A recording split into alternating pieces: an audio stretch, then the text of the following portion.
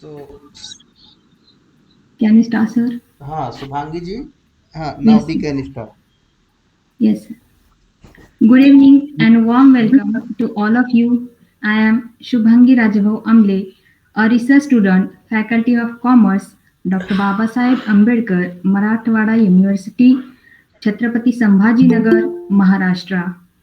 The members of organizing committee are presented here. President Dr. Anil Kumar sir, coordinator Mr. Vikash Kumar sir, and organizing secretary Mr. Ashwani Kumar sir.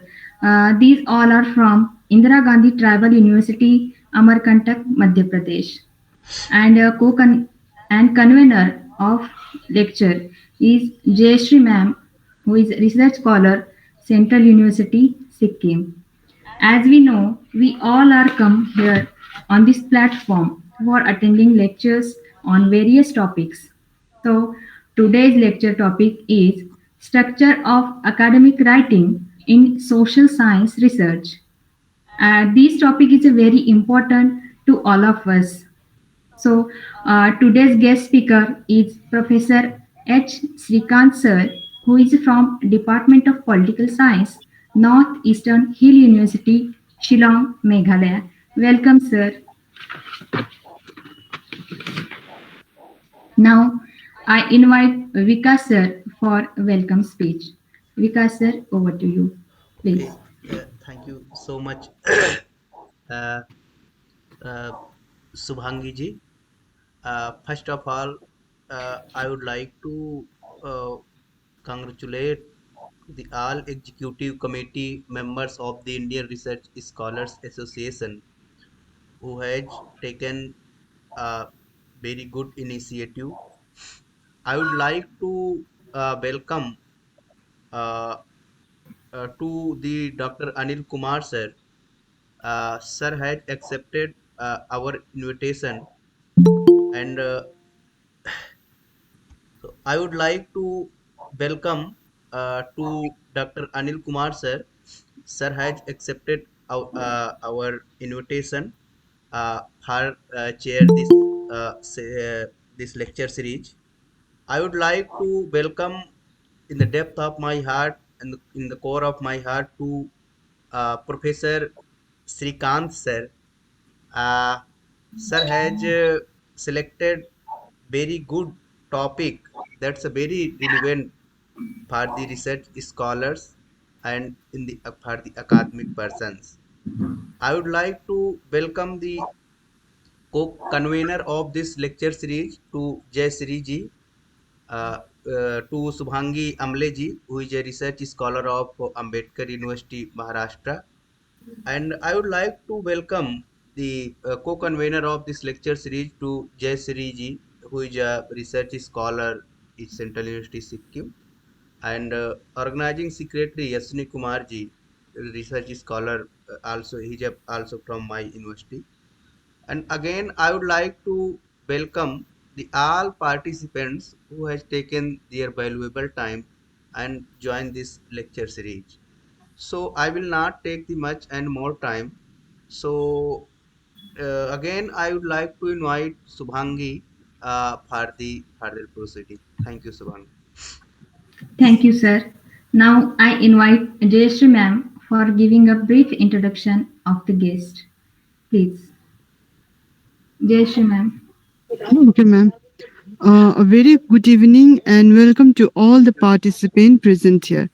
I, Jayshree Prasad, on behalf of Indian Research Scholar Association, would like to welcome today's eminent speaker, Professor H. Shrikanth, Department of Political Science from NEHU, Northeastern Hill University in Meghalaya, with 25 years of teaching and 4 years of postdoctoral research experience. His specialization in political theory, political economy, ethnicity engineers, and border studies. He has numerous publications in national and international journals, articles, books, publication, and many more. Sir, now I'm Sir is now going to deliver his lecture on the topic Structure of academic writing in social science and research. Over to you, sir. Thank you. Thank you, Yeah, ma'am. thank you very much. I hope I'm audible to all of you. Yes, sir. Yes, Yes, sir. sir. Yeah, fine. At the outset, let me thank the uh, Research Scholars Forum for inviting me for this talk. I know Vikas has been trying to contact me for the last 5 6 months or so.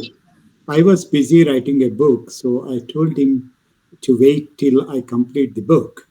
And now that the book is ready and it is in market, now I feel free to interact with you. And I'm happy to know that there is some such All India Research Scholars Forum, which has been trying to inculcate research traditions and values among the scholars.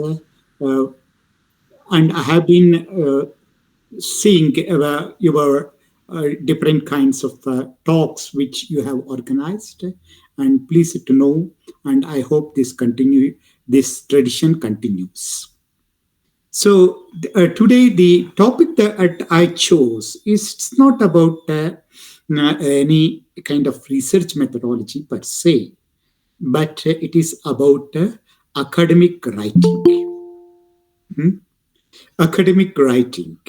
You know that we uh, collect information, we uh, familiarize ourselves with the methodology of data collection and data analysis and all that. But ultimately, it should come in the form of some book or article, or a book chapter, or you can say in the form of a thesis. That is where the all that you have tried to do since the time of your registration, it becomes fruitful when only you bring it out in some kind of academic form. Hmm? And that is what will judge you ultimately, you and your scholarship. And it is here that I found many of my friends or students, they join the university with so much of, you can say, enthusiasm. And they register, they submit synopsis, collect data, and afterwards, they don't know how to go about it. Eh? And when they submit their chapters to the supervisors, supervisors will just they shout at them saying this is not the way to write.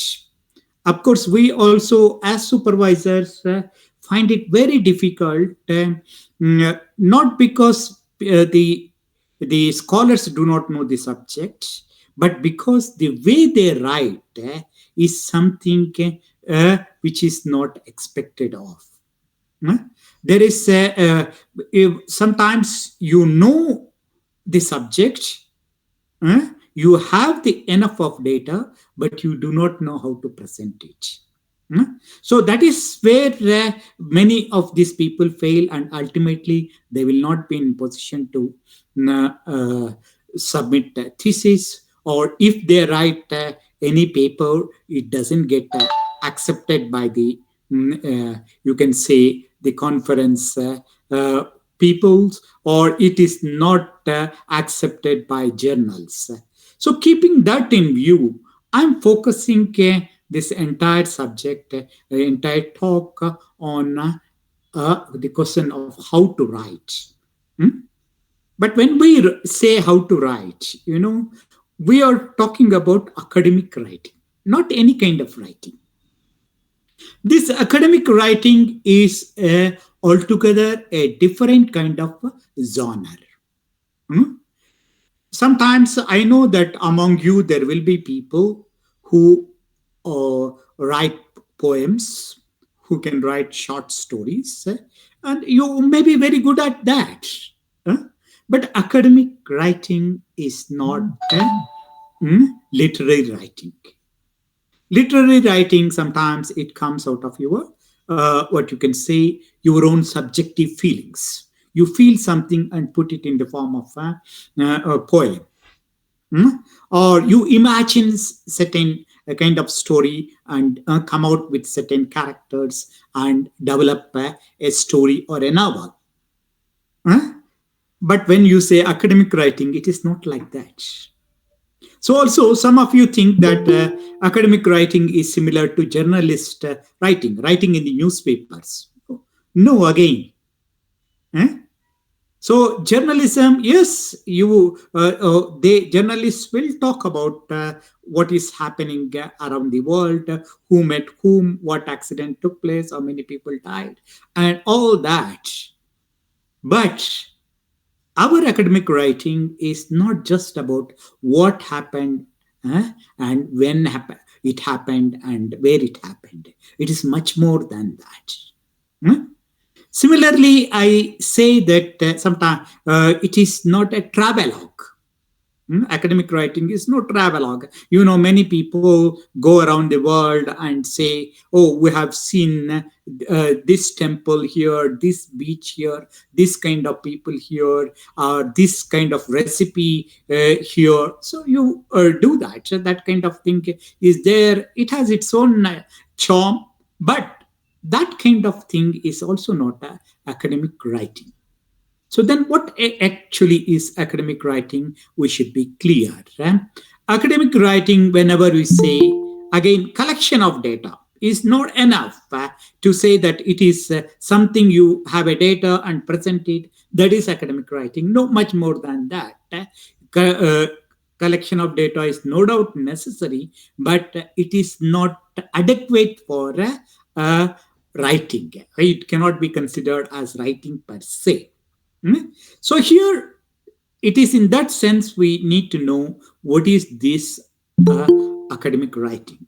I call this academic writing both an art and also a science. It is art as well as a science. So here, think this kind of thing. There are certain people who think that they are inborn writers.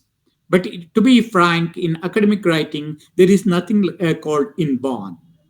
It is something to be cultivated consciously, slowly, gradually. It is true that some of them pick up very fast, some of them take time, but it is something which comes out of a continuous effort. So it is not something that somebody is born with a talent to write academic writing. No, even the best of academicians, they struggled hard to write, to get used to this kind of writing. Okay, so here when we say academic writing, it is essential now when we are in the academic field, because we have, if we are to get jobs, we have to have some publications. If we are to get promotions, again you have to have publications. So we are judged. Sometimes you may be very good teachers, your students may like you very much, but when it comes to question of promotions, the people will go by what you have written finally. So that is where academic writing matters. It is for that reason that we need to see the ins and outs of this academic writing. I told you that academic writing is a specialized genre. So we think, and this genre has its own formal structure. Each discipline, whether it is social science or humanities or natural sciences, each of the discipline has its own style of writing, its own structure of writing they provide, and it has its own disciplinary conventions. And that is something which we should be aware of it. I will not talk about how people write in natural sciences or in the field of law and such kind of subjects, which are completely different. I only specify how it goes uh, in social sciences in general, and to some extent even in humanities. So here, what I would say is that whenever we say in academic writing, here it is a writing where there is some mode of argument substantiated or supported by evidence. You keep this in mind. Huh? Where you are writing some kind of argument, you are giving certain kind of argument, but every level it is supported by evidence. Huh? So without evidence, there cannot be any kind of academic writing. It is not something which comes out of your imagination. It cannot come out of your prejudice. So it is something, whatever you say, that you should be able to substantiate it with facts. Okay. So here, academic writing, whenever we say academic writing, many times we face in interview the scholars who want to join. They come and say, on what subject you want to work? They will say, I want to do this. Huh? I think, why do you want to do this? Then they say, oh, nobody has done work on that. Huh? But I tell you, this is something which comes out of ignorance. Almost there is nothing in this field on which others have not worked. Definitely, we are not the first people to work in a particular area. This one or on particular field. There are quite a few people who have already worked, whether it is on ethnicity, whether it is on regionalism, whether it is on patriarchy, or whether it is on village studies or a public policy. There are people, several people have already worked on it, on different aspects of this issue. So we cannot say we are the first to do it. So first important thing, academic writing important is we should know what others have already written. What others have already said on this subject. We should be aware of that. So there is no field in which you are the first to start. If you think that you are the first to start, either you are ignorant or you are stupid. So here some others have already done, and that is something we should be aware of it. But when we say it is already others have done, is it that already others have done, you just do this copy paste business and call it academic writing? No. What we find out when we read others is we understand the limitations of that writing. What others have written, you will be able to find out what is lacking in that, what is limitation in that, and what you don't agree with it or thing, and what you want to say more. So basically, our academic writing, whenever we do, we are creating an additional knowledge to the knowledge which is already there. So we are adding to this knowledge, to this field of knowledge which is already there, by saying, and it is how we do that. We may say different things. Yes, this particular writer has written about, you can say, state-center relationship, state-center relations during the Congress period. But he has not subsequently worked on how the state-center relations are working after you can say, after 1984. When you can't say, I want to study state-center relations during Janata period. I want to study state-center relations during the BJP era. So this is what you will say. Others have done it, but they have not done this. So that is the thing. That is what you say. I want to be updates. They have done up to this. I want to update this to the present times. Or sometimes it may so happen somebody has done work on a particular state, they think, but there are some other states which are they have not worked. Yes, there is a study on tribal relations in this one, Madhya Pradesh, but there is no study of tribal relations in Andaman Nicobar Islands. You can tell.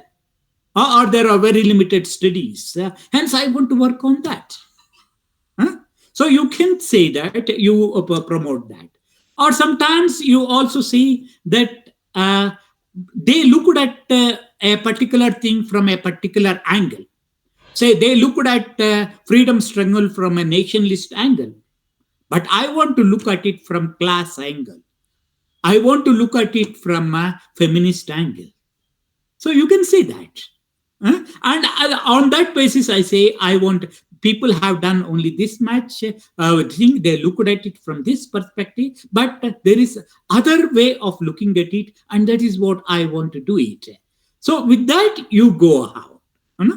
It is how you think. So it is whenever we say this thing, we have to be clear what is already done, and on that basis, we are going to do it. So you familiarize yourself with or the already existing academic scholarship on that and try to go beyond. So that is what we tried in academic writing, to say something more than what others have said. But so it is not all that we understand, we put it in the form of a language. So this academic writing can take different forms. It can take the form of a book review. It can take the form of a journal article. It can take the form of a book chapter or a MPhil dissertation or a PhD dissertation, thesis, or a book. So, or sometimes even a project reports. So, whatever is the report, yes, each one has its own structure, its own thing, but there are general rules which carries all, or most of them. And that is what I'm going to tell you and talk about it. So, the first I will talk about the features of academic writing. When you talk about the features, whenever we say, one is that academic writing is complex. So there is a complexity. That's why many students, when we suggest them to read this book and that book, many of them said, "Sir, it is very complex. It is very difficult to understand, sir." Why? Oh, there are too many jargons there, which is a thing I can't understand. Yes, it is not like a poem, or it is not like a story. It is little complex. We think it has its own a particular kind of language they use, which is different from the spoken language. And they use certain concepts and theories which may not be familiar to all. So this is something which we know, but it is little dense. It is dense. It is not something like a journalist writing. And that is something, it is a fact which we should accept it. Then the other thing is formality. It is formal. In this kind of writing, you don't use slang. You don't use slang or colloquial expressions or abbreviations, or use of first person. Okay. Generally, this is what we see. What we do in kind of ordinary spoken language, we use all kinds of slangs, which is okay. People can understand. But when it is academic, there is a formal style which we should accept it, and we should follow it. And that kind of colloquial expressions, we avoid it. And sometimes, many people say government, you say GOVT. Yeah, it is understood in ordinary sense, but you cannot write like that when you write in a thesis or a written paper. You have to use full forms. And also first person. Yes, the entire literature is can be on first person. Whole poetry is a first person writing. But so also novels and others, you can say I. But generally, in case of academic writing, we don't use the first person. Yeah? Most of the times we use passive sentences. Of course, it is only in recent times in feminist studies and Dalit studies and such kind of things, the people have started using I. So this thing. Otherwise, we don't use I. Eh? We don't use I while thinking, so it is exceptional and it has to be contextualized, and you have to explain why you are using I. Too many I's will not make it unless your I represents a big we. This I has no meaning in formal social science writings. So that is one. And the other thing which I is a precision. Okay, here there are certain concepts, and each concept has a particular meaning, and you use those in a particular way and particular time and context. So you should be able to say. Sometimes the word state is there. No, state, it means different thing at different times. Huh? If you say what is the water in which state it is, means water is in a liquid state. Their state has one meaning. And from which state you have come from? You say, I come from Madhya Pradesh. Here, state has one meaning. Huh? So, what is yours? If you go to foreign country, from which state you have come, you will say, I am from India. Their state means a country. So, what we mean by state or something, anything, or you mean terrorism or anything that you use concept, you have to be very clear about the meanings. And you cannot use something in some ways. So always you have to define, I'm using these concepts in a particular way, in a particular context.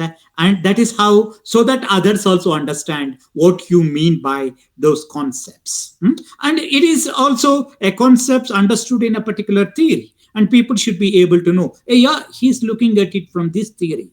He is looking at it from a positivist angle. He is looking at it from a Marxist angle or from a nationalist angle. Whatever it is there something which we know. It is so there is a precision which should be understood by others.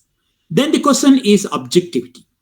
As I already told you, anything that we say in academic writing, it has to be substantiated by data. Mere subjective expressions will not make it academic writing. So this is what I would say about the theoretical dimension of academic writing. Okay? Then you say, what do you think? Of course, this kind of academic writing, many people, ordinary people, criticize it. Oh, they say, oh, it is very tough. It is, why do you talk in such kind of language which nobody can understand and all that? Why can't you talk like an ordinary person? I think this is there. So there is a debate over that. Should we or should we not? Say, when it is those who defend this kind of academic formal style, they will say, no, it is how experts talk. If there is, if we have any problem, stomach problem, we say, oh, I have a stomach ache. But doctors will tell some technical words, which doctors understand it, we may not understand. So also in physics and others, many things they talk concepts and theories which we may not understand, but those people in physics and mathematics understand it. Similarly, even in social sciences and others, it is true that it is not understood by all, but people who are in the field can understand and should understand. So it is in that sense, it is necessary sometimes to use these kind of concepts and theories in a way which is different from the way that the ordinary people uses it. Hence, it will be dense. It cannot be so easy as you can say this literary language or journalistic language. So there is pros and cons, And of course, there are some people who say, let there be a via media. Huh? Via media, don't you try to simplify even the complex things in a language which can be understood well by all people within the community of scholars within that discipline, or even, if possible, even people beyond. So that is the thing. So we should, in a way, academic writing should do that kind of effort to balance how technical it is, and at the same time how it can be understood by as many people as possible. So keeping that in view, now we come to now the structure. Whenever we say the structure of academic writing, you see what is that structure which has. You see, for example, I'll take research paper. Hmm? Research paper, what are the things that you have? You will have a title page. Hmm? This is first thing that you will have at the top itself. Hmm? And it is followed by abstract. It is followed by abstract, and abstract, after that there will be introduction. eh? And after this introduction there is the development of the paper. eh? So there will be many subheadings, I think, each dealing with one or the other aspects, and finally leading to conclusion. eh? So conclusion, at the end, conclusion is there, but it is interspersed with different kinds of footnotes and endnotes. Or at the end, you can have references. So references, or if it is a thesis, in thesis also we have the same kind of thing. There is a title page. There will be first chapter, which is an introduction, and there will be other chapters which elaborate the theme, and finally you have a conclusion, and everything is, as I told you, you have to, it will have notes and footnotes, and sometimes you will have appendices at the appendix at the end, and also you will have at the end you can have a bibliography. So this is the general formal structure. Okay.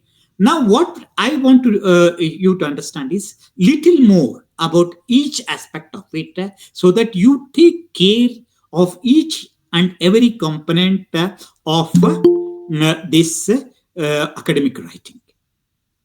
So let us first start with this title of the paper. Okay. Title of the paper is the first one which you look at it.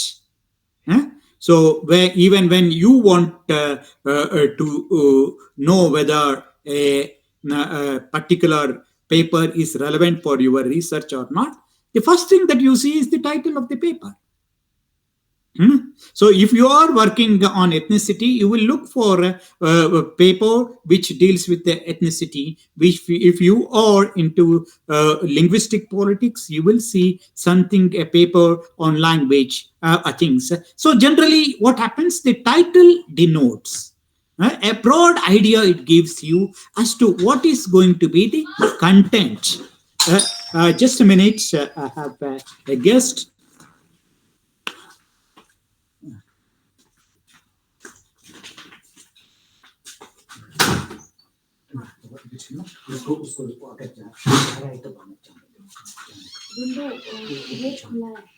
No problem.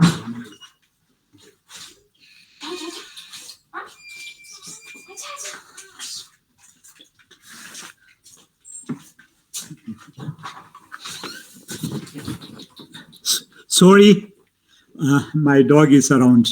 No issues, sir. No issues. Yeah. So this is the title becomes very crucial.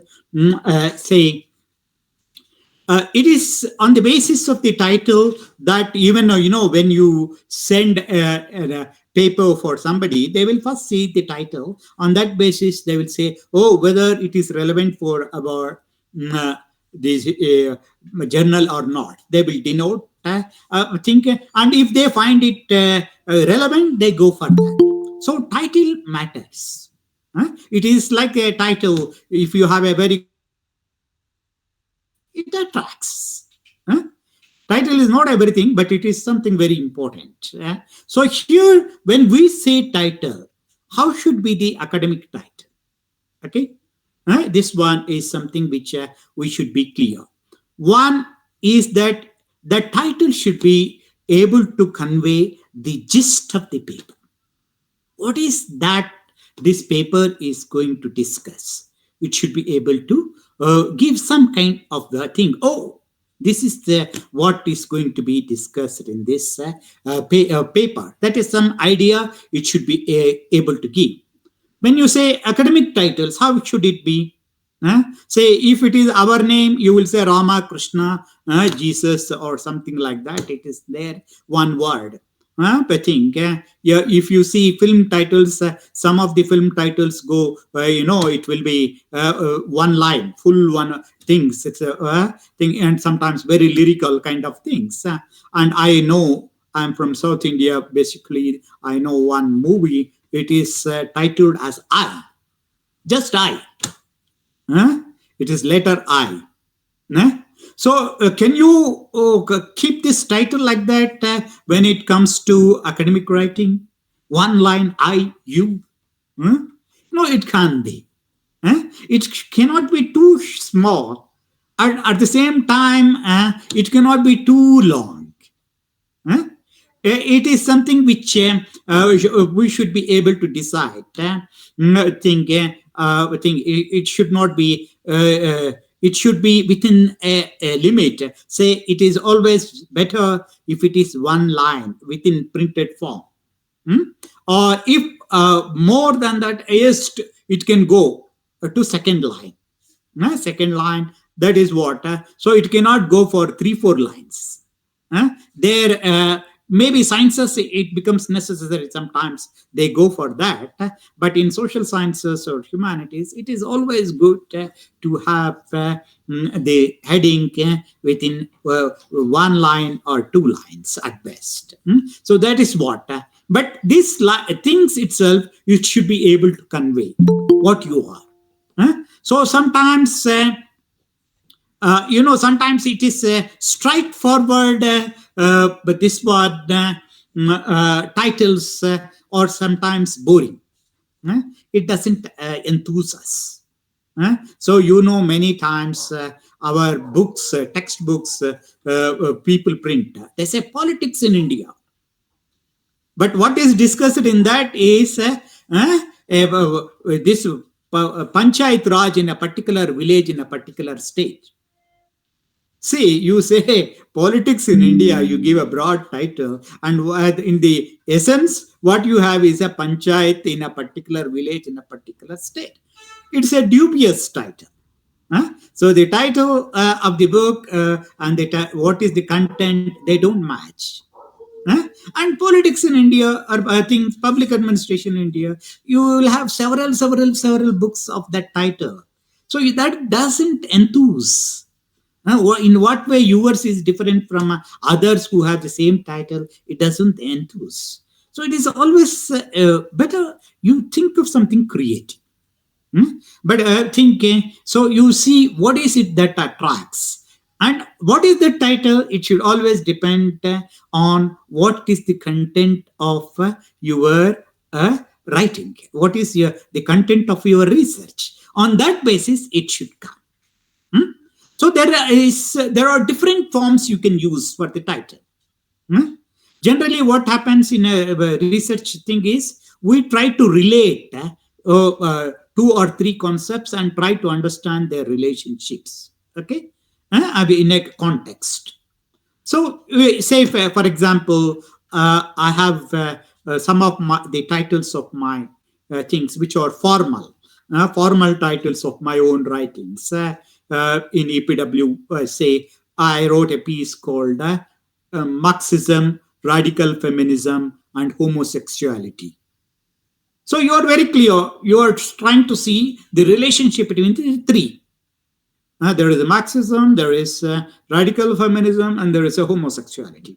You are telling it. Or sometimes my first article on this one on Northeast was militancy and identity politics in Assam. So there is a one aspect of it. There is a militancy. There is a this identity politics, and you are stating where in Assam. So you are specifying that I'm talking about militancy and identity politics in Assam. So I'm giving a clear this one of the thing. So it is one of this title. Sometimes you will tell ethnicity, ethnic politics, ethnicity and identity. You can write a colon and then say study of this tribe in this part. You can write it.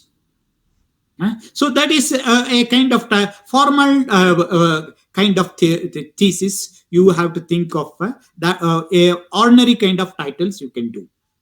But if it is for journal articles or something, you can be little more creative also.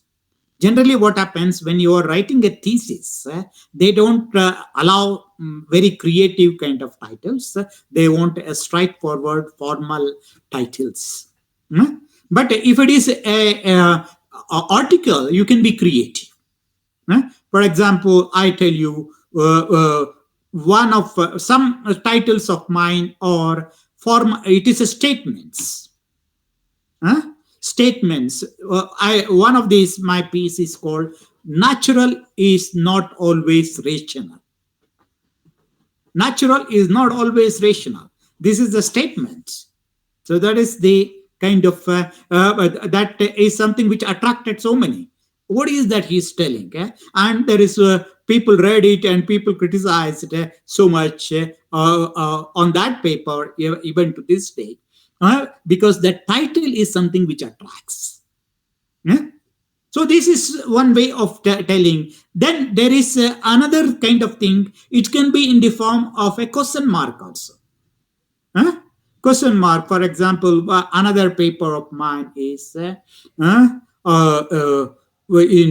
how indigenous are the people in Northeast India, something like that. I'm questioning: are these people in Northeast India really indigenous? You are writing a question mark and trying to work on that. So it can be like that. Sometimes it can be lyrical also. So my latest book, which I wrote in theory, is I titled it as From Classical Liberalism to Neoliberalism. This is the title of the book. I think so. That itself tells what is it that I'm talking about. I'm talking about liberalism from 19th century to the present times, how it developed. So it conveys. So there can be sometimes a very innovative way. Say, for example, the first paper that I wrote on Northeast, it was about BJP's rise in Assam, way back in 1998 elections. I write something like that, simple thing, BJP, rise of BJP in Assam. But EPW gave, which looked at that, it came out with a very innovative title. They said, AGP's loss is BJP's gain. AGP's loss is BJP's gain. So this is not the title I gave, but the editors thought that conveys better the essence of what I have written. I agree with it. So there can be a different methods of writing a title, choosing title. And you have to be very cautious. You have to devote enough time and everything on how the title should be. Of course, if you are writing a thesis, it has to be approved by appropriate bodies. But when you are writing an article or a book, you are on your own. So you have to devote your own time to look for an appropriate title. Okay, this is about title. Then I come to the next one, that is abstract. So the immediately after title, the first one that you look forward to when you are collecting the data is also that what is the essence of it, thing, what is the substance of that. So you look at that abstract of the paper. This abstract is something which we use in academics for different purposes. We write abstract for conferences or seminars also, where we say, oh, this is what we are going to write, thing, please accept it. Hmm? Or sometimes you give a short abstract at the beginning of journal articles and say this is a short abstract. They generally abstract, it will be 90 words to 150 words. It should not be more. It should not be more. It should be. So it is, in this abstract is very crucial. This abstract will tell you in a nutshell what is there in this. It elaborates what you cannot express everything in the title. That is something expressed in the abstract. So the abstract is going to tell what is this research is about, and what is it that questions that you are probing, and what is the scope of your research, and what is the kind of methodology that you use, eh? and what is the kind of conclusions, basic conclusions you are arriving at, indicate that. So all that, so many things you should be able to write within a one para. You see, 90 words to 150 words, this is the maximum. You should not write more. Many times, some of these people say, if you write more, they reject it. So it is always easy to write long, big chapters, but writing the essence of it in 90 to 150 words is very difficult things. Okay. And generally, sometimes what we do in case of while sending it to a seminar, we write this one abstract, and then we sit over that abstract and try to write a paper. But when we sit and try to write paper, we face real problems, because when we understand, what we understand is different from what we wrote in abstract. So abstract tells something, and what we ultimately end up will be something different. So that is an experience which all of us have. There is no connection between the abstract and the final paper. And that is something which we should avoid. Yes, in case of seminars and conferences, you can't avoid it. But definitely in a journal articles or books, you can do that thinking. Because when you write an abstract, you should have already completed the book or almost completed the book or article. So you know for sure what you have written. What is it that you are saying? That is something which you are already clear. So it is after writing or after almost completing that you sit for writing abstract. And I tell you, abstract writing is not easy. You have to write so many times, write, rewrite, and make it concise, precise, and see whether it is really conveying properly what you have already written or not. All that work that you have done for years or months, whether that is getting reflected in that 90 words abstract or not, that is a very difficult thing, and you have to work on it again and again, changing particular words, changing the expressions, sentences, and all that. Okay, so that is the thing, but that makes a lot of difference. When the abstract is good, people read it. People read it, but think, so they think, oh, yeah, abstract. So you keep it, think, yeah, it is relevant to my subject. I keep it there. So it also helps them to understand what is this good thing. Even the seminar organizers and others, they'll see the abstract and say, oh, whether I can call this person or not. So it is keeping that in mind, you have to take a lot of time to write a good abstract. Okay, this is one. Then you come to what is that follows after abstract? It is introduction. eh, introduction. So this introduction in a journal article or in a book chapter, it may go for 2 paras or 3 paras at best.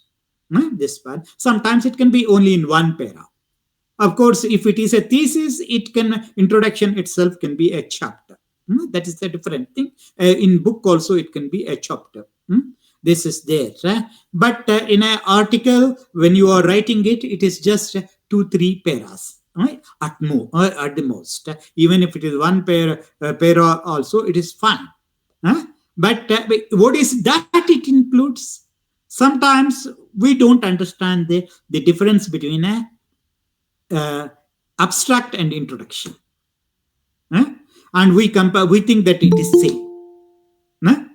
No, abstract introduction has some 10 elements of abstract, no doubt about it, where it tries to tell what is it that you are going to discuss in this paper. What are the issues or questions which bother, which actually necessitate this study of this paper? What is it? The essence. What is it that you are going to discuss? That is something which the introduction should focus on it. Should focus on it, and this introduction is different from this one. Abstract in the sense that in case of abstract, you sometimes give in a indicate what is going to be the conclusion. But in introduction, you never conclude. You try to understand this law. You should never conclude it. You should only throw open different questions and issues, and you tell what is the relevance of it, why it has to be studied, and what is a thing, and you create interest in them. You create interest in the readers as to why this subject or this issue or this topic is so important that you should study. So that is what introduction's intention is, to hook the readers, to attract the readers. Attract the readers to this one and make them say this is it may give you some idea of what you are going to discuss in this, what issue questions are there in this, what is the general importance of that, how you are going to go about it, by things, your objective, all that you would tell. And you will also speak about the organization of the subsequent chapters or subsequent sections. How you are going to explain the subsequent sections that you may tell. Generally, if it is a thesis and others, in introduction itself, sometimes we write even review of literature to say that so far such and such the work is done and I want to move ahead of it. But sometimes it may not be part of the introduction. It can be a separate chapter. It depends. So, but in this one also, in a short this one journal article also, sometimes you can introduce the important works in this area to say that, yeah, this is what is said, but I'm thinking differently for this reason, and I'm so probing it. And this is something which others have not done. So you create curiosity. You create curiosity in the minds of the people and then make them look into that. So the introduction is also, that's why very important thing. Just as I told you, abstract right at the end. And many people try to write introduction in the beginning. Don't write. First complete the entire paper or entire thing and then come to introduction. Because by that time you are very clear what you have done so far, how you went about it. So keeping that in view, you write introduction. You write introduction. So here introduction, basically, it is meant to, as I told you, to hook the readers, uh, or to create expectations. To create expectations, say, oh, this is what I'm going to discuss. You come and see. So it is like the trailer of a movie, which, if the trailer shows the entire thing, you will not see the movie at all. Trailer shows only certain aspects of it and throw questions, which generates curiosity among the spectators to watch the movie. Similarly, in academic writing, also, you are saying, oh, this is the problem, this is what I'm going to do, this is so important, this has a relevance. So you create that kind of interest and then write. So that's why introduction should also be written after writing the entire thing. Sit over it, whether it is one chapter or one few paras, it doesn't matter. You have to work on it and write it very nicely. I tell you, most of the times, you know, we ourselves as scholars, what do? We read introduction. If the introduction is good, we subsequently read the rest of the paper. If introduction is boring, if introduction is not appealing, none, what do? You throw it away. Okay? So introduction is like the entrance to your house. If the entrance is good, you feel like entering the house. Huh? The thing, if enter, sometimes inside your home, it may be very beautiful, but the entrance looks very ugly. Then people don't enter into your house at all. Huh? So it is like that when it comes to a academic article also. So that's why introduction, you have to take maximum care to see that your introduction is so nice. You are welcoming. Your house is welcoming all the guests. You tell no welcome guests. You put a nameplate there and do that. The thing, and that is something. It is in the case of introduction also.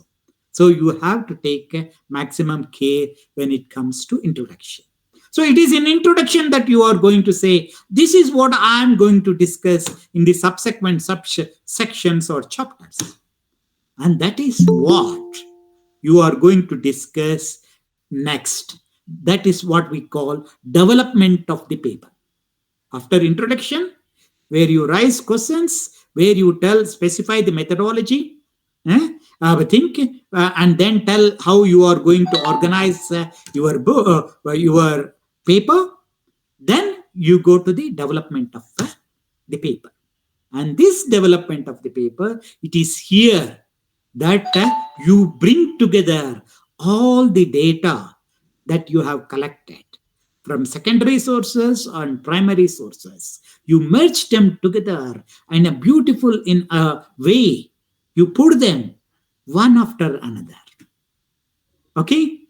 It is in the development of the paper that it is like a building block, like steps. Huh? One step after another. So one step should lead to another step and then to another step. All the steps are interlinked. Huh? You don't jump from 1 to 5 and then jump back to 3rd and then go to 7. No, you go step by step. Huh? So, what is that your conclusion or your hypothesis? You are trying to reach it methodically, systematically, explaining one after another. And it is here that I see, when I was editor of papers. I read my own university journal, Nehu Journal, for over 5 years.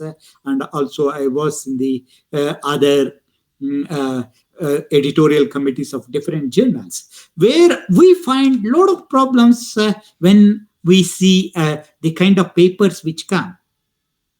When they develop, you say there is no consistency. People don't go from one point to another point. They jump.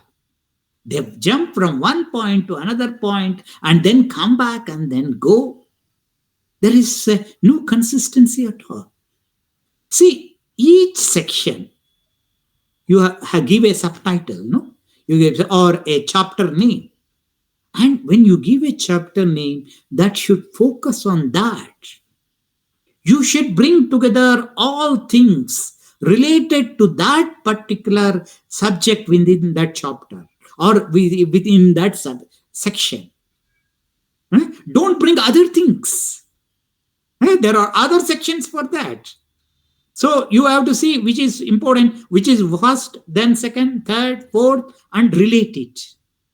Many times we have a problem. I think the way that we write is that there is no connection between one sentence and another sentence. There is no connection between one para and another para. There is no connection between one section and another section. There is no connection between one chapter and another chapter. See, that is not how academic writing should be. Okay? Even, for example, even in a story, it logically flows, no? It logically flows, no? One after another you will go, I think, so that you understand this one. Huh? If it jumps from one to the other, I think it becomes clumsy and you can't make out a head and tail out of that. And that is something which is necessary in academic writing. See that it evolves gradually from one state to another state. So I think, so it should be, you have to ensure that all are properly connected. Just a minute.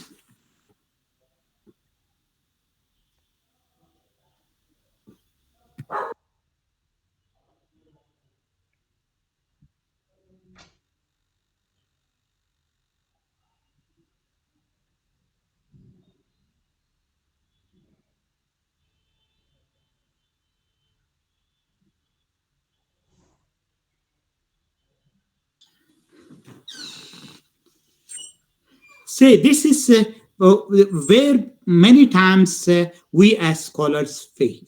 Okay, I think where there is no proper connections. As a result, we as a supervisors find it very difficult.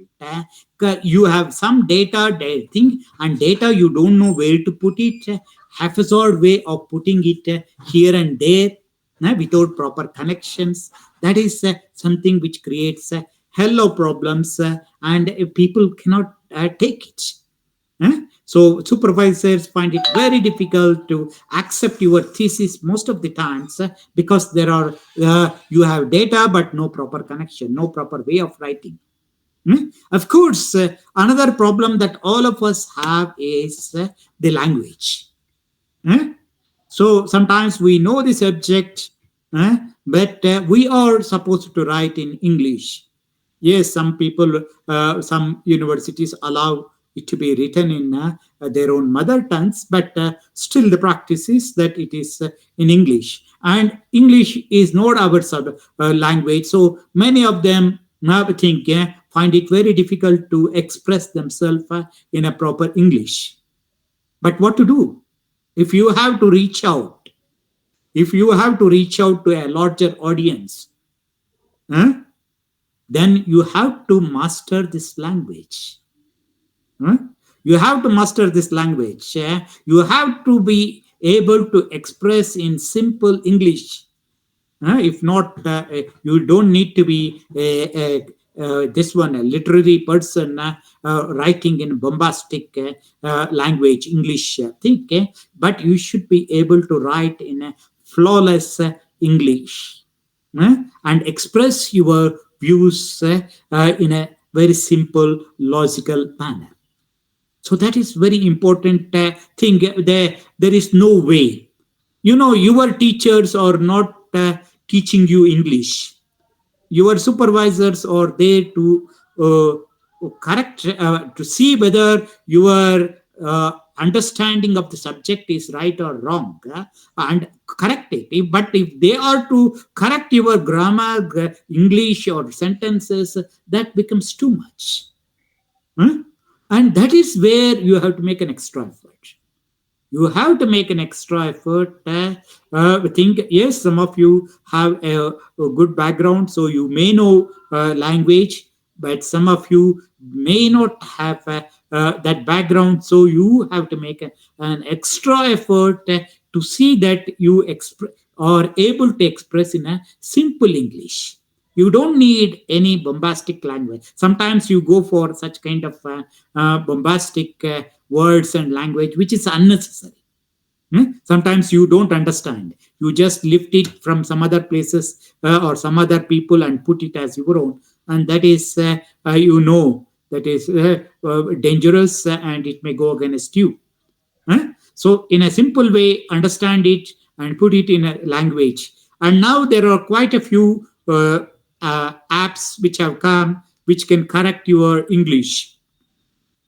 You can think of putting it in Grammarly, or you can say a pro writing aid. Such kind of apps are there which can take care of English. If you have no access to that, give it to somebody. Give it to somebody who knows the subject, I think professionals, and then get it corrected. That English part, don't ask them to write, but at least the English part, you can get it corrected. But meanwhile, if you are doing PhD, you are there for 5 years. Within these 5 years, you should gain some amount of knowledge, working knowledge of English, and maybe should be able to write it. That is necessary. So that is necessary. Say sometimes, oh, you write in your own mother tongue. Yes, then only people in that mother tongue understand it and read it. Others cannot. I cannot evaluate your thesis if it is written in a Marathi or even Hindi. I can't do that. So that is what, if you say that, oh, I don't mind, let our own people do it, fine. If the university allows, you can.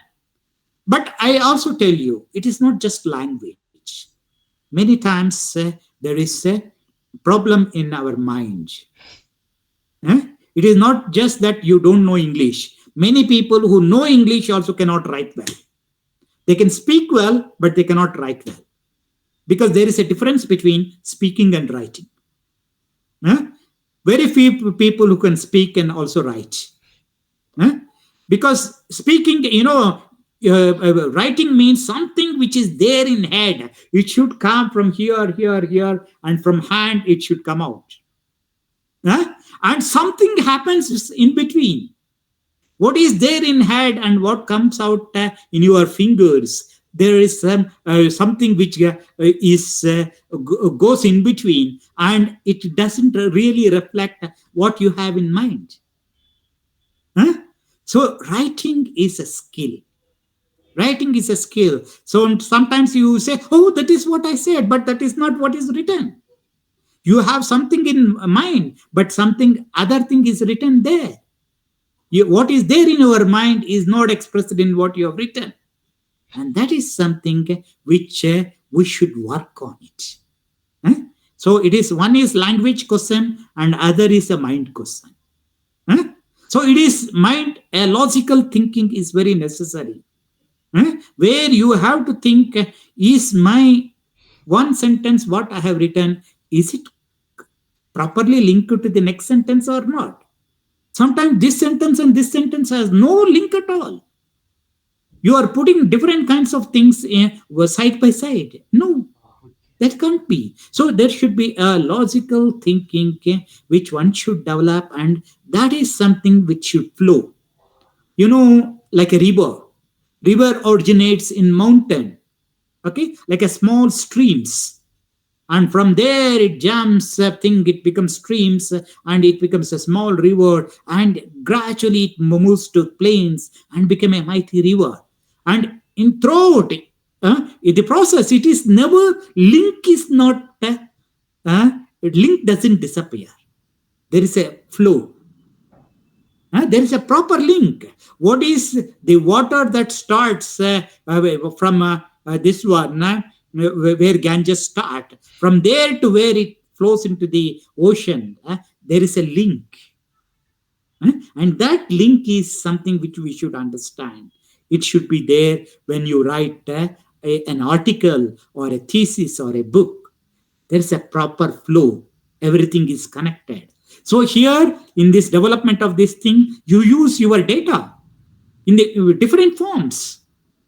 You put it in the form of statistical tables. You put it in the form of graphs. You put it in the form of diagrams. And then explain it and logically build up your argument. So that is how it should, one step after another, you are going towards the climax. You are reaching out to the climax.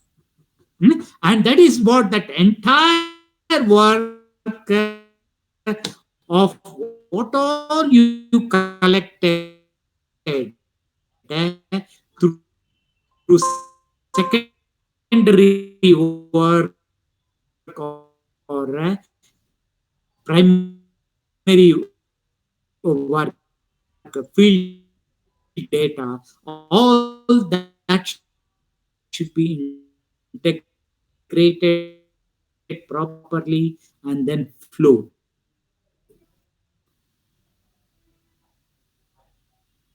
And that is what reaches us to the last part of that is conclusion.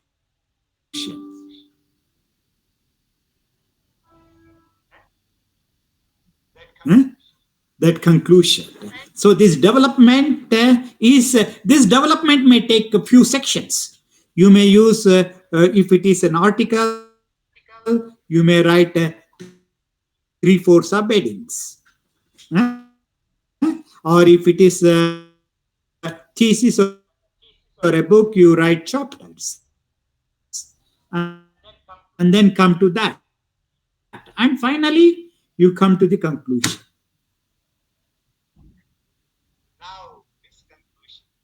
Now, this conclusion is again very crucial. What is this conclusion?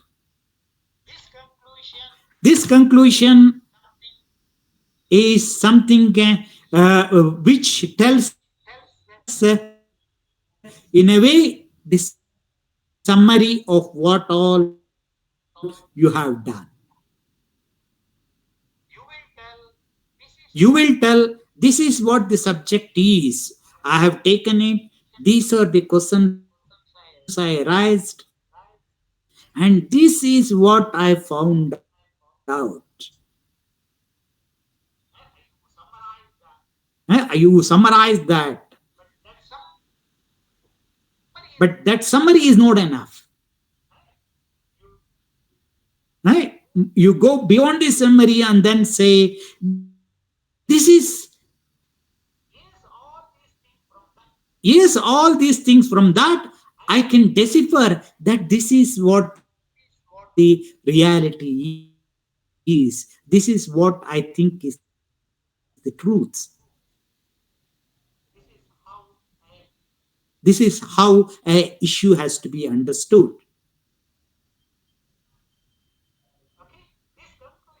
Okay, this conclusion should be able to give answers for all questions that you have raised in introduction. You told no in the introduction, I will do these. This is necessary to study this, study that, and that.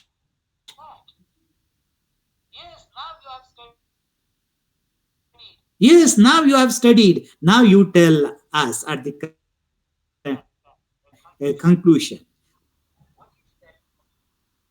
What is that you are now understood about patriarchy in a tribal society or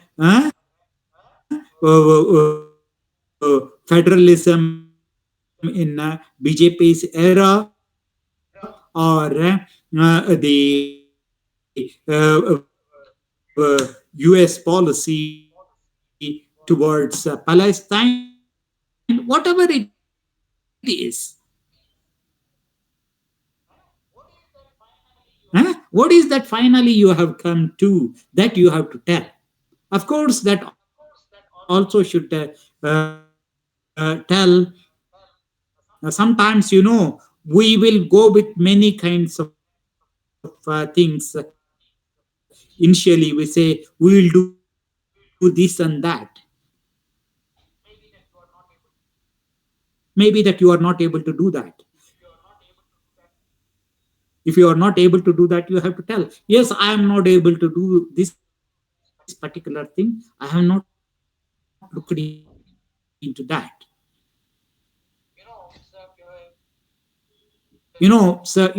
Generally in academic work, you have to be humble. You cannot say, oh, this is what I found out, it is a miracle.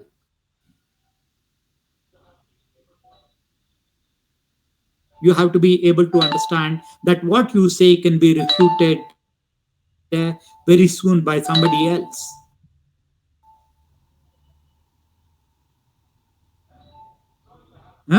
So you have to be able to say that this is what I found out in my particular way and within particular time and space. But there can be other ways of doing it. So you have to say, and you can also say that further study can also be possible based on this. Instead of saying this is the end of the study, this study should be the beginning of a new study. So you can mention that kind of thing, and also say that it is like this.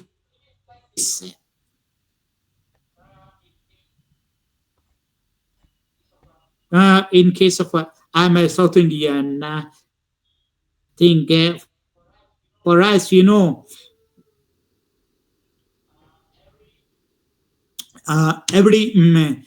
may give all kinds of food. Many things we'll do it. We'll have chutney, rasam, sambar, curries, and all that. But at the end, we need curd. We need curd and pickle. If curd and pickle is not there, that food is not food at all.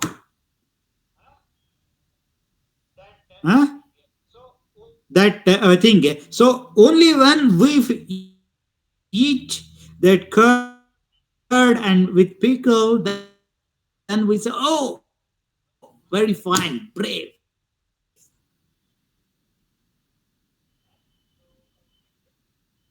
So thing, you say it's mazaya.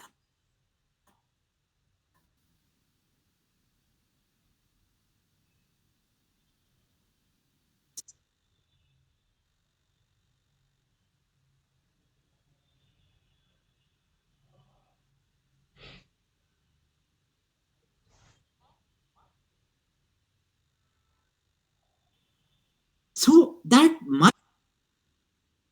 mazaya, that kind of sentiment you should be able to create. Sir, sorry, sir. Actually, your voice is not coming clear. Maybe there might be a network issue.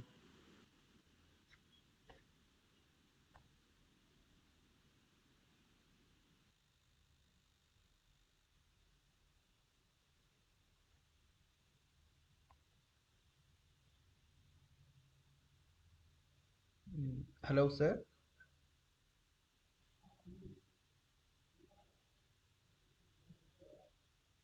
Oh,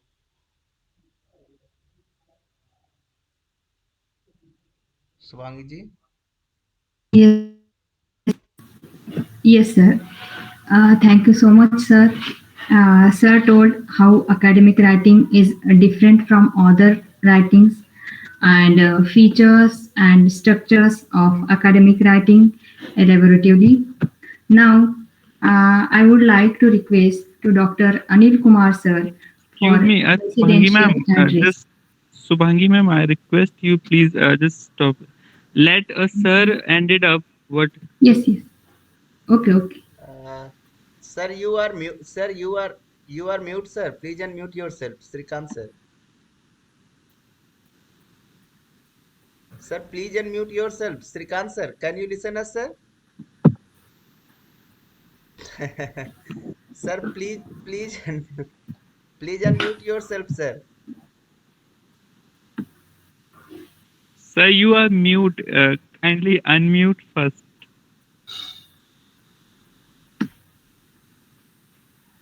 I think sir is unable to unmute yourself. Because you just call I, him I, I, I if it called you, is sir. possible. I called you, sir.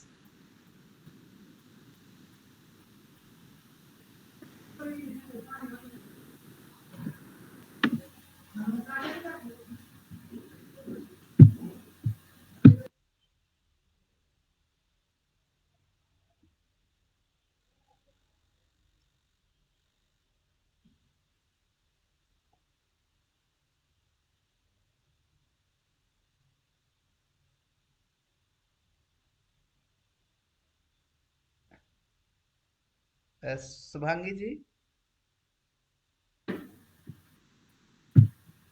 please, please, uh, so the further proceeding. Okay, sir. Now I request to Mr. Dr. Anil Kumar sir for presidential address. Please.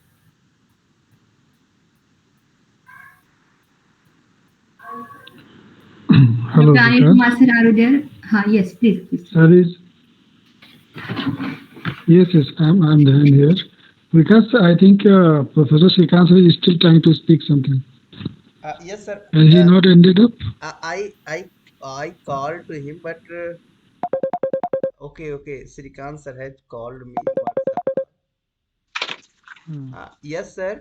Vikas, talk to him and let him end first. Okay, sir. Yes, sir.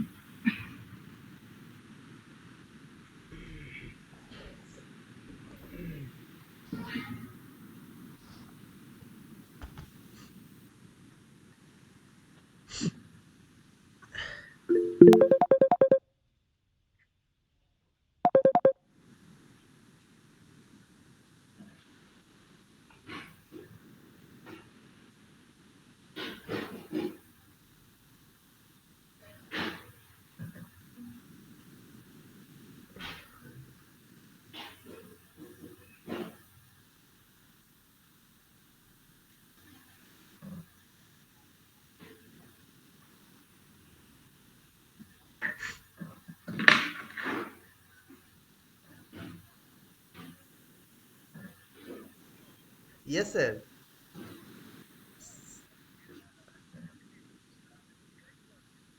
Yes, sir.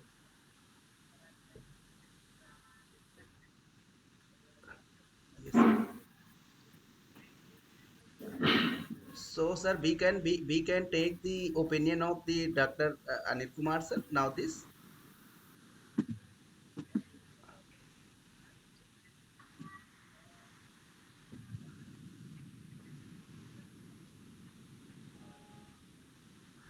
Yes, sir. Yes, sir. Okay, sir. Okay. Okay, sir. Please join, sir.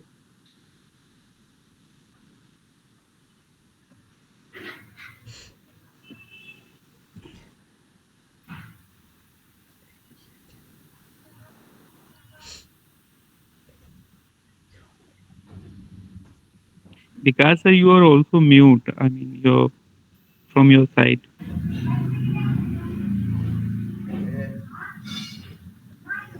I have called to sir.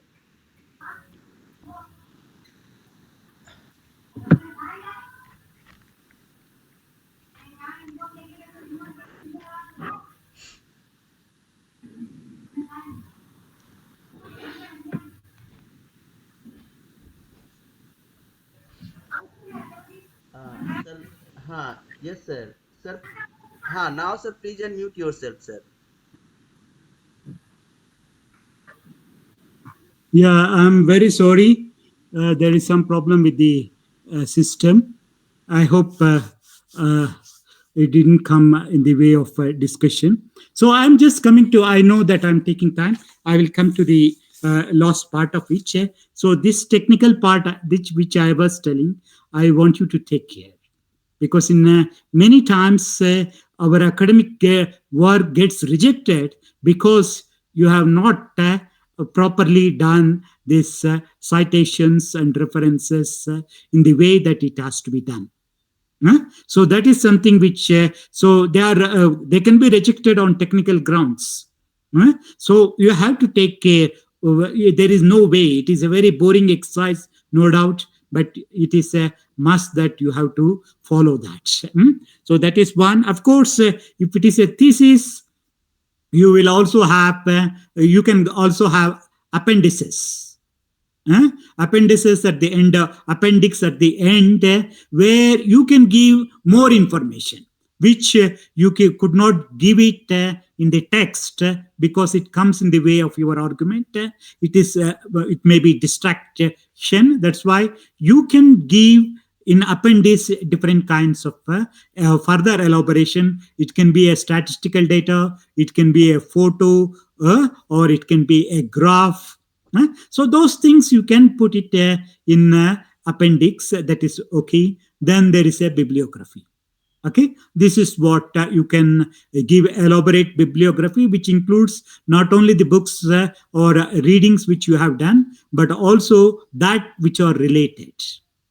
So all those things you can put it, and of course at the end of the paper you can also come out with acknowledgement. Okay, maybe that your paper, what you wrote, it could be done with the help of your guide or your colleague, or somebody close to you who have helped you, or somebody financed your work. So you can acknowledge that at the end of the things. If it is a book, what do? You do it in a preface itself, or you have a section of acknowledgements, and where you acknowledge all those who are responsible for that. So this, in a nutshell, is what the structure of academic writing is. Then the last words I will tell. When I say the structure in itself doesn't become an article or a thesis or a book. Sometimes we come to say, "Oh, I followed the structure, sir. Still, they rejected my paper, or they did not publish my book." Yes, structure. Structure is like your skeleton. But if it is only skeleton, do you like it? Suppose you think a skeleton comes walking to you. What do? You will be afraid and you may even run away. So the skeleton makes sense when it has a flesh, when it is beautified, when you have wear a dress, when you comb your hair, when you use lipstick and all that, if you are a woman. So it is what makes you. So similarly, in case of articles also, or academic articles also, you have to refine further. You have to refine, beautify it, make it, chisel it so that it looks better and better. And that is something which comes only through practice. So you have to work again and again. You have to show it to others. People will criticize you. Learn from that criticism. Don't run away. So bit by bit, you will become a writer. Every academicians will tell you that what they have written were rejected many times. Even mine, they were rejected initially.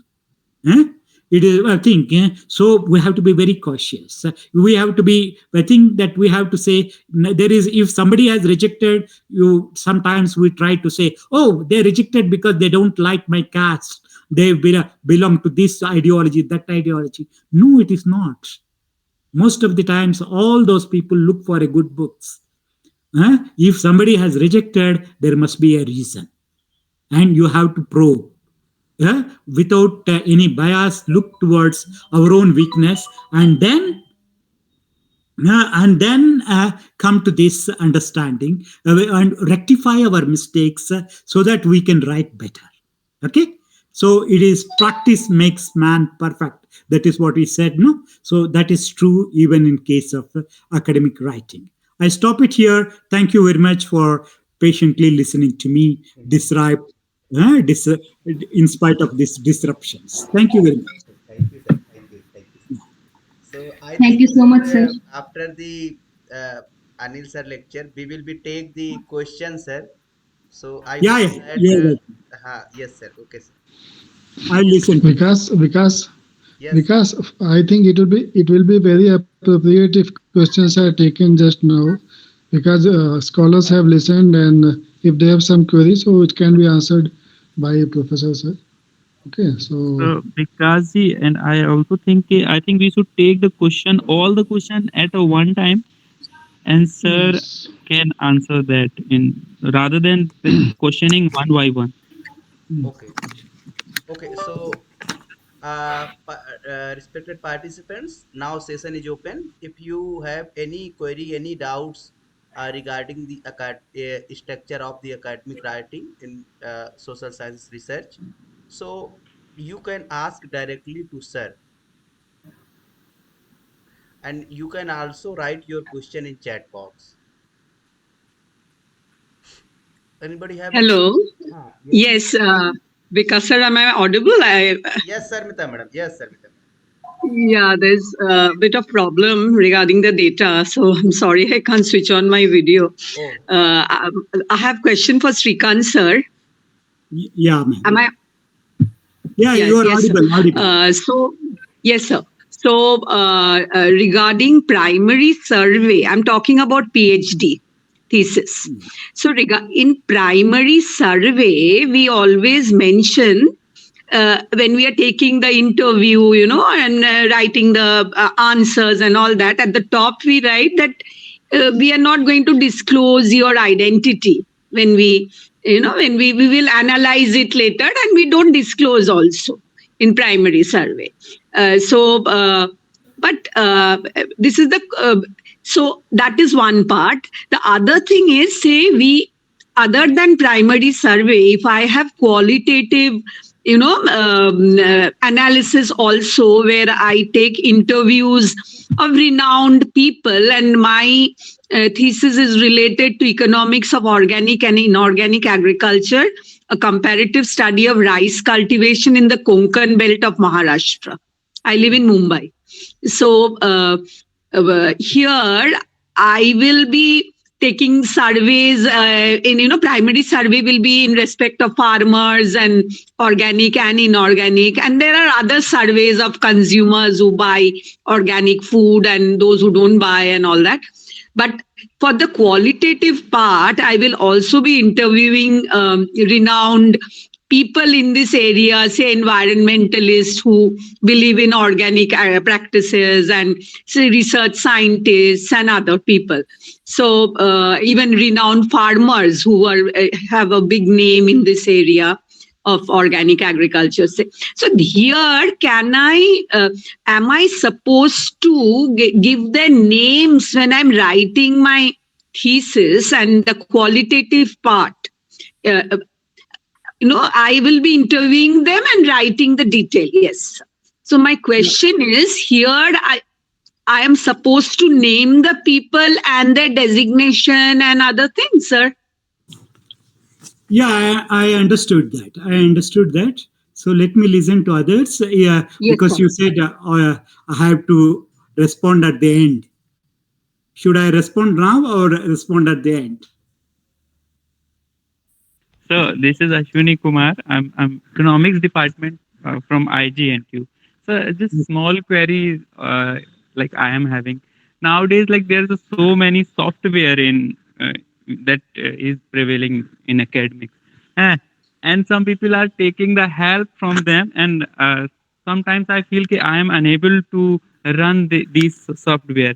Then I feel jealousy that I'm unable to run, and they are like fasting, or they are capable enough.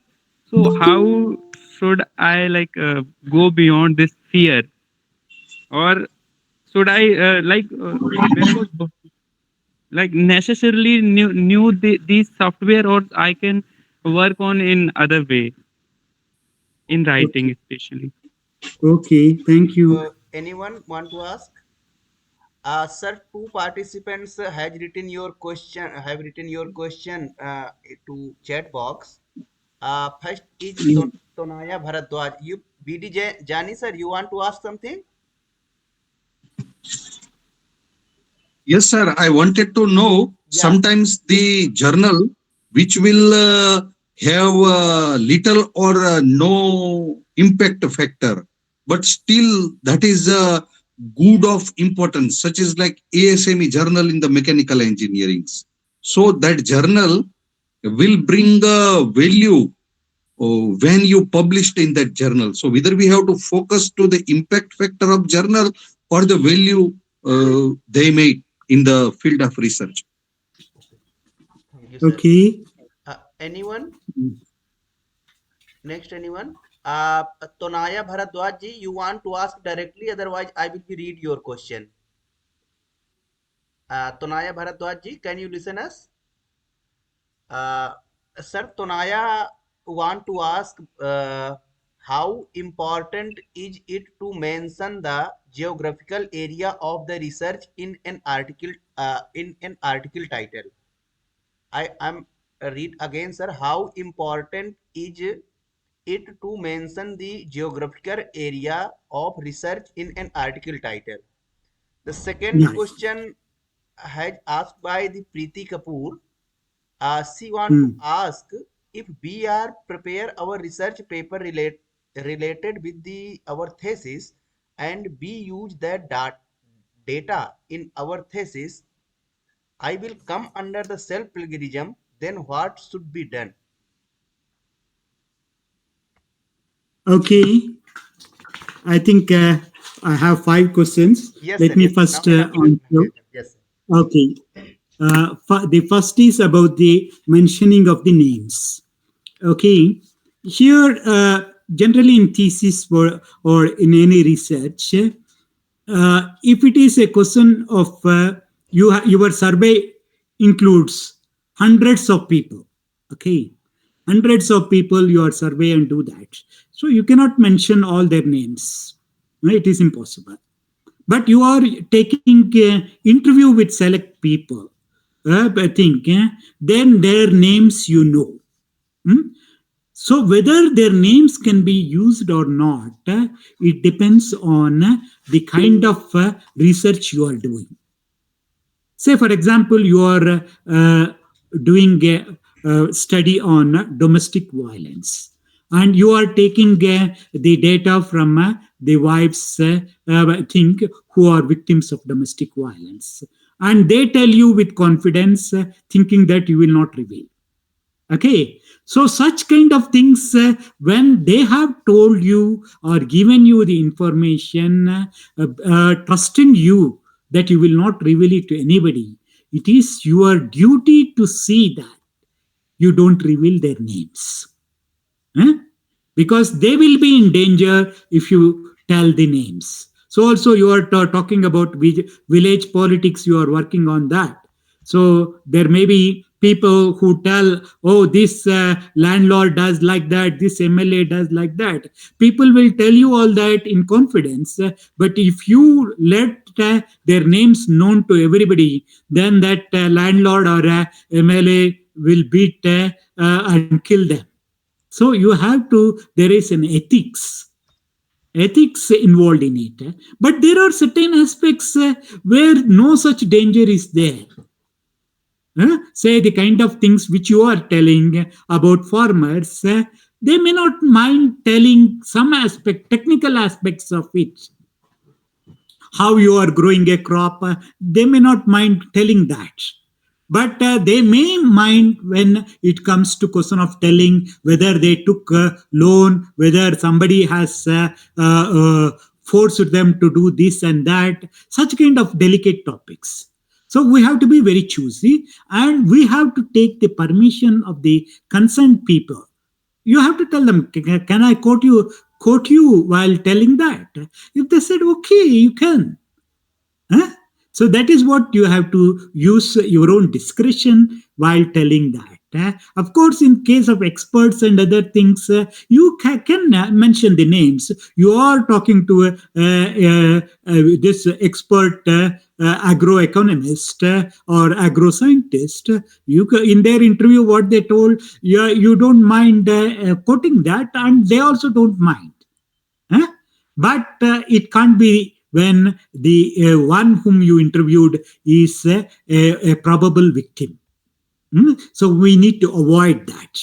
Okay, this is what I feel. So even in case of sciences, say medical sciences and others, when it is involved, can you tell the names of the patients who have HIV or sexual diseases? No, you should not tell. That is ethics. That is not about academic writing, it is about ethics. And ethics is supreme, whichever be the kind of research you do it. So that's why ethical aspect is now made very much a part of our research methodology course. Okay, that is what I Sir, say. Sir, Yeah. what about focus group discussion? Say there's a group of 5 or 6 people, Yeah. then should we name them? No, that is left to you. That is what I am telling you. Don't name them if they are at danger by specifying their names. But if it is a very normal kind of thing, if they don't mind, I think, and there is nothing dangerous in revealing what they told, you can tell that in our focus group discussions, these were the people who are interviewed. You can put it in the appendix saying who are the people interviewed by you. It need not be come in the text, because if you write everybody's name and text, sometimes it is irritating. So it depends. It all depends on the thing. Sometimes you may have to quote also, or sometimes what you can do is change the name. Change the name and tell the essence of what they told. So it is not necessary who told, but what is told is important. So that way you can, in case of delicate matters, we change the names. We don't give the full real name. Okay. Thank you, sir. Yeah, fine. So then the question of software and others, it is true that too much of things are growing, especially in economics and such fields. There are too many things. Now people say everybody should understand the statistical methods and others. But whether it is necessary or not, people went without software for such a long time. This software all came only in recent years, but there was economics even without software, and they did it. So it is not that you cannot do it, but sometimes this software makes it our job easier. So if you have a SPSS package, if you learn, now there are many people who are teaching that. There are many institutions giving a coaching.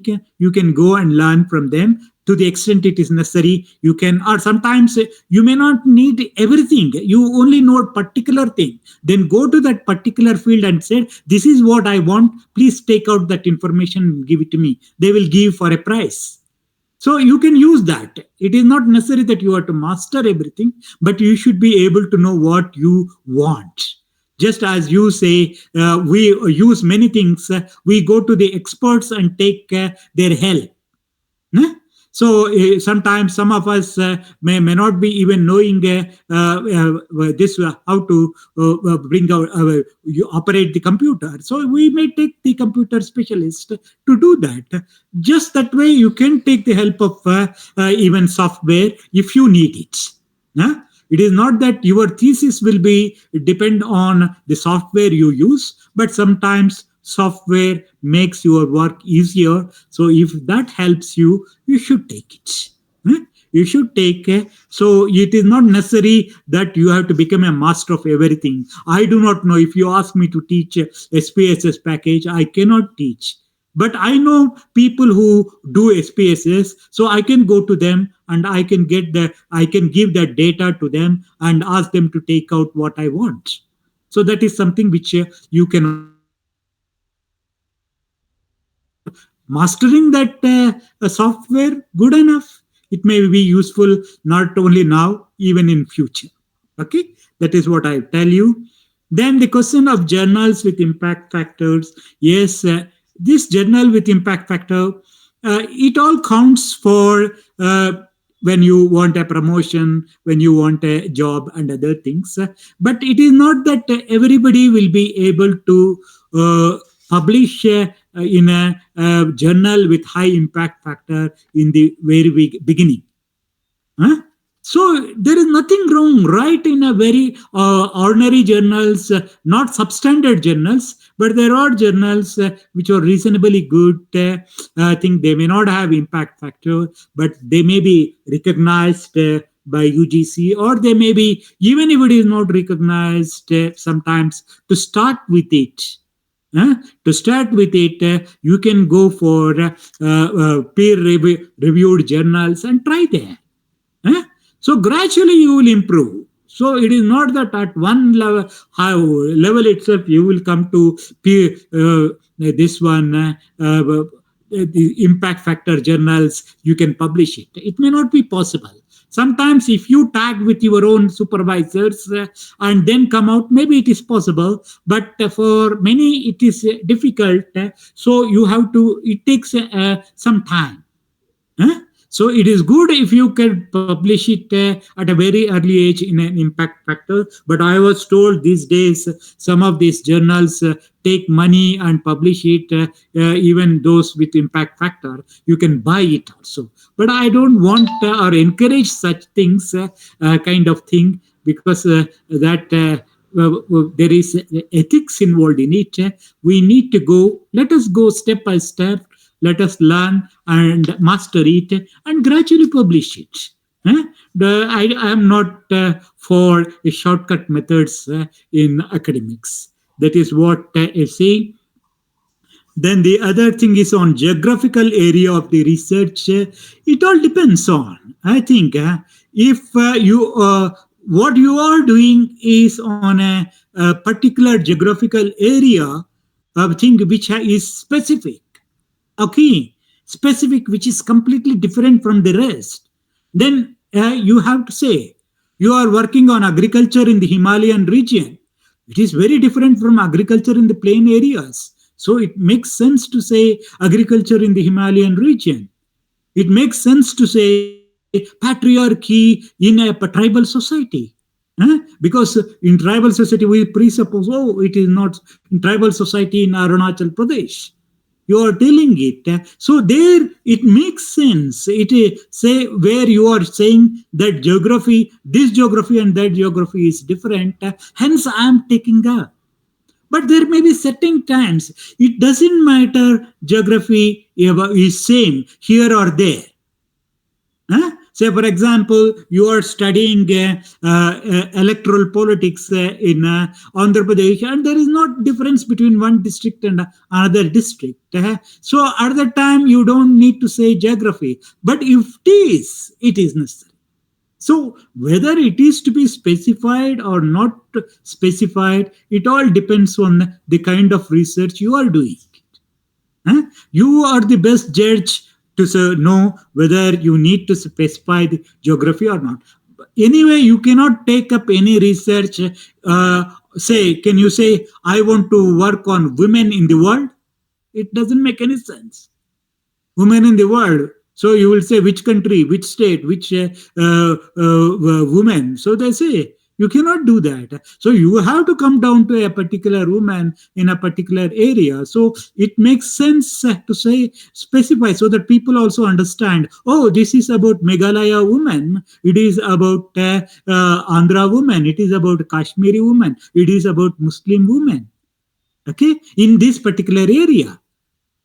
Because the Muslim women in Kashmir and Muslim women in Bengal may be different. Muslim women in Kerala may be different from the Muslim women in UP.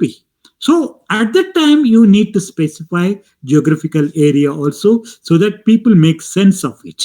Otherwise, we tend to say Muslim woman as if the Muslim woman everywhere is same. It may not be true. So that is what I say. So that you see what is that you are studying. On that basis, see whether geography makes sense or not. If it makes sense, you have to bring it out.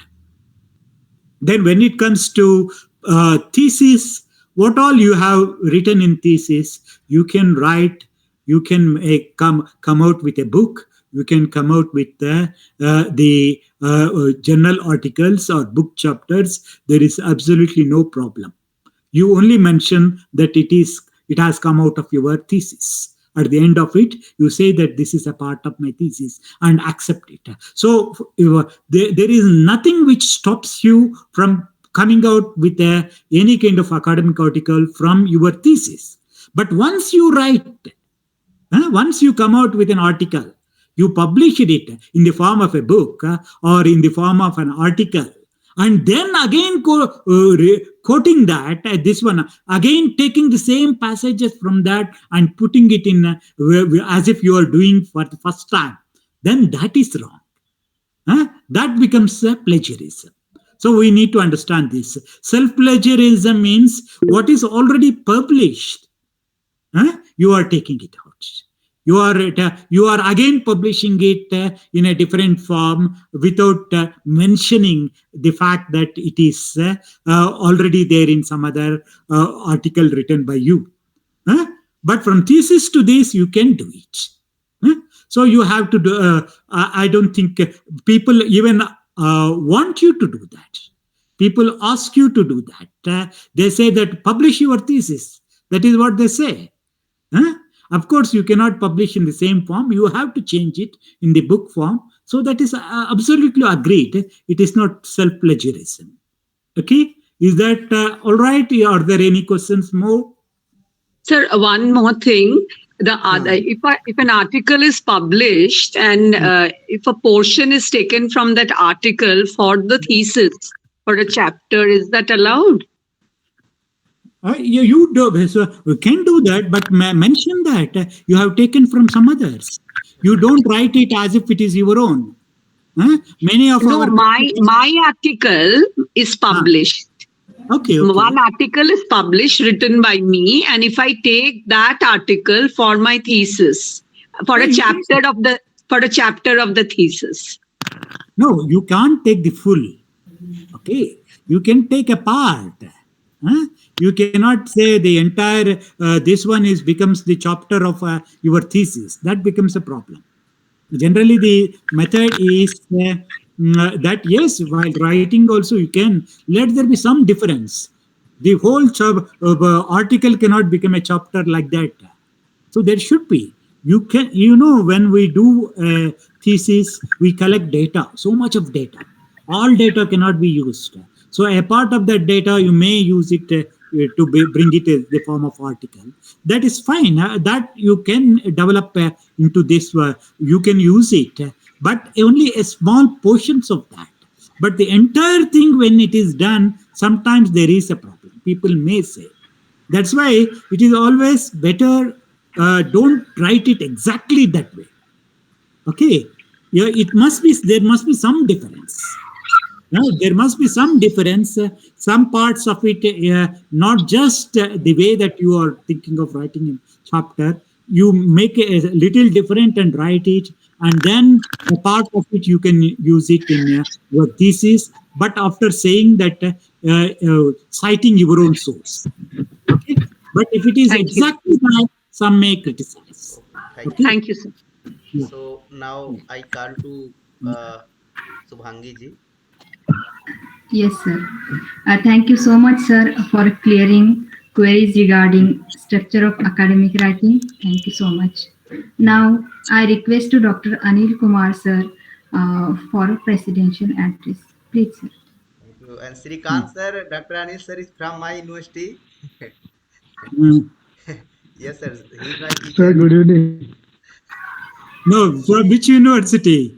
Indira Gandhi National Tribal University, Amarkantak. IGNT only. I'm also Ah, researcher. yeah, Yes, sir. Yes, sir. yeah, you are in this part, northeast. Hmm? Yeah, you have done Sir, this I'm in the saying, Navy. Uh-huh. Okay, go ahead, go ahead. no, sir. IGNT only, sir. Indira Gandhi National Tribal University, Amarkantak, Yeah, American. Madhya Pradesh. Yeah, yeah. But we have one in Imphal also, no? Yes, sir. RCM is there. Regional Center for Yeah, of regional center. Manipur. It is there. Yeah, I know. It is there, sir. Yeah, yeah. Uh, Thank you so much, sir. It was very nice talk, and I also enjoyed it and got benefited by very many things about academic structure. And first of all, let me thank you, the organizers IRSA, Indian Research Scholar Association, for giving me this opportunity. And I also use this opportunity to congratulate Professor Srikanth sir for enlightening us with his thoughts, with his vast knowledge about academic research writing.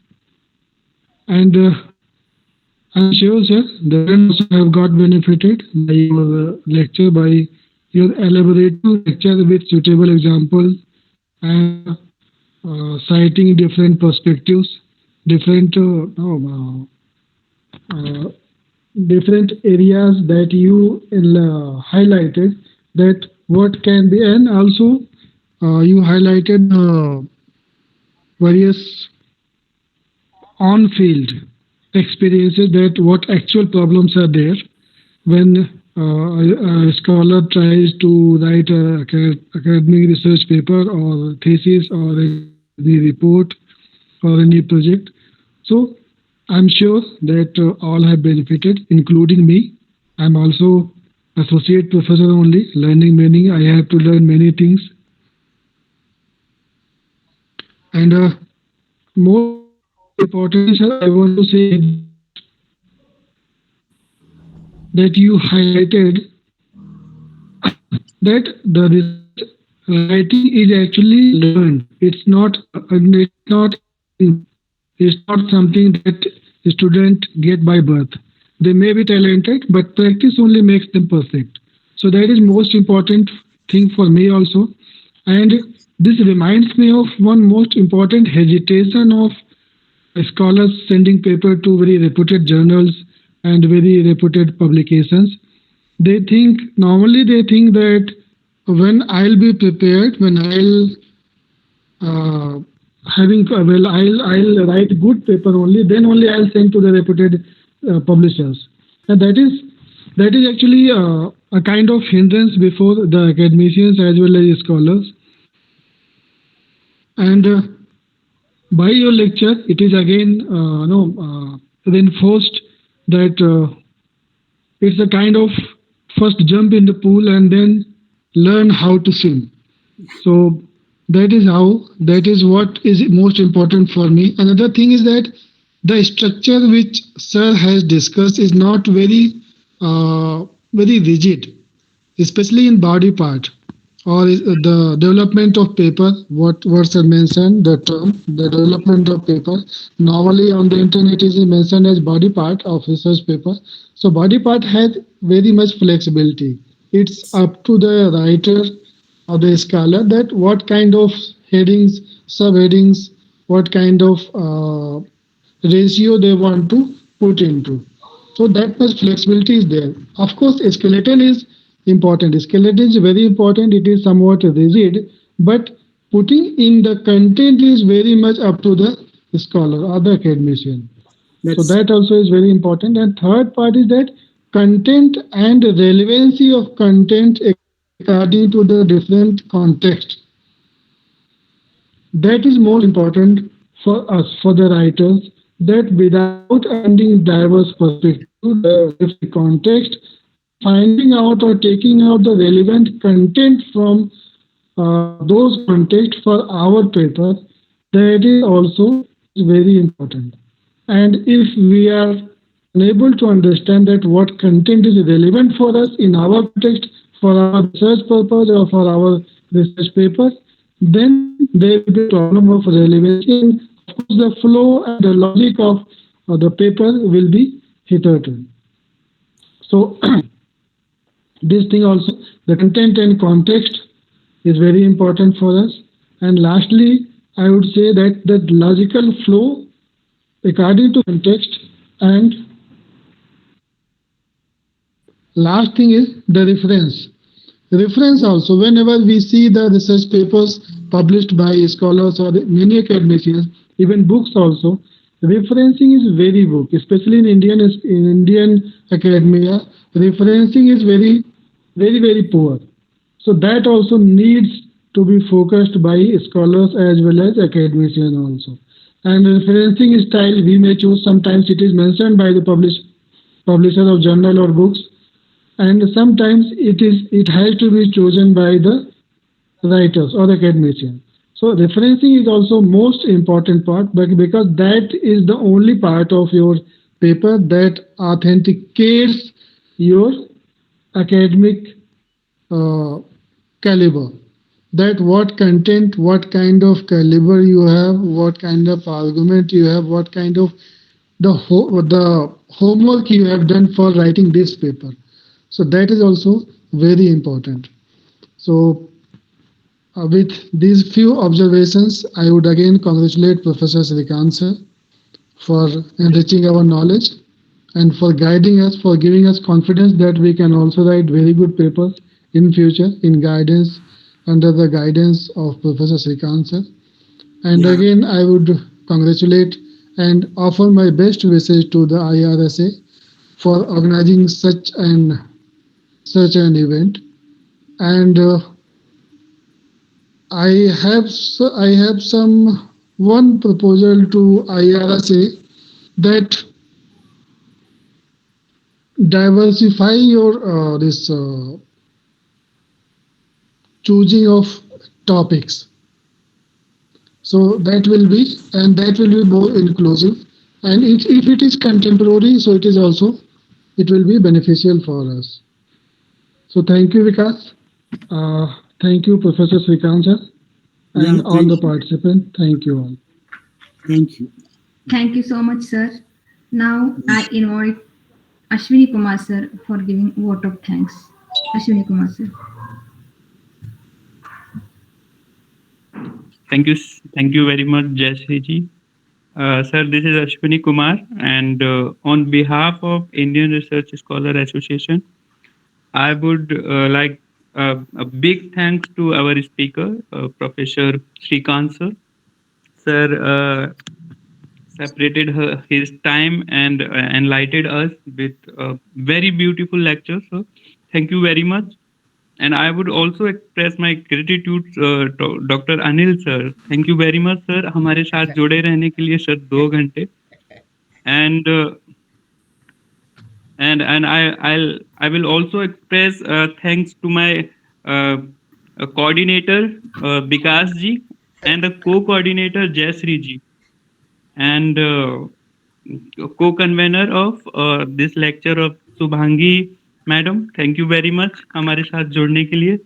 So and all the participants that those who have been like listening, sir, they are also very valuable for us and our organization. So I express a big gratitude toward them. Thank you all the research scholar and the PhD scholar. Thank you very much.